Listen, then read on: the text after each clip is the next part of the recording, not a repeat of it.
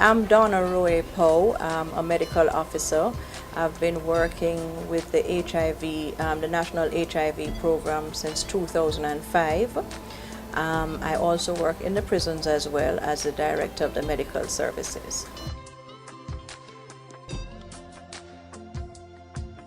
I think it's very, very important. Based on my own personal growth, when I look at my journey over the years in terms of treating HIV positive patients as well as interacting with the LGBT community, I think workshops and these training sessions are very important because they don't necessarily change your actual beliefs, but they will change your attitudes and make people more accepting and more understanding of other people and their diversity.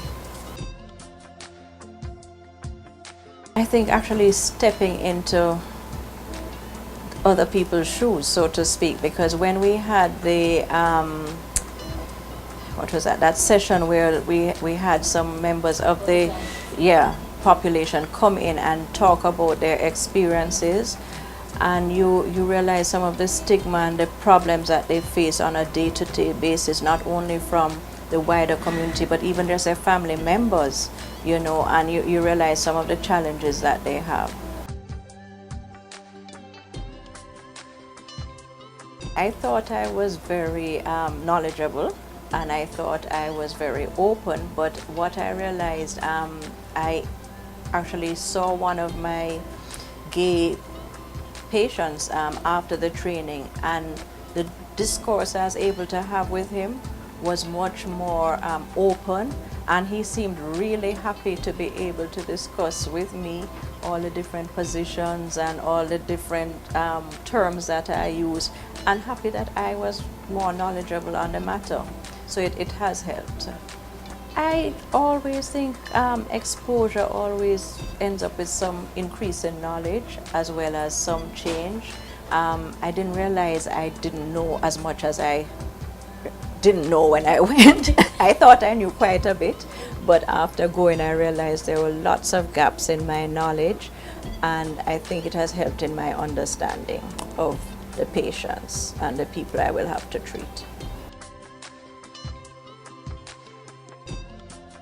Yes, because when I look back even at our group, there was some participants who, when they came at first, they seemed very religious and very stoic, and by the second workshop they seemed a lot more open and more jovial, and I think their attitudes will change towards dealing with that population rather than being so adamant as to their beliefs and how people must operate in the community.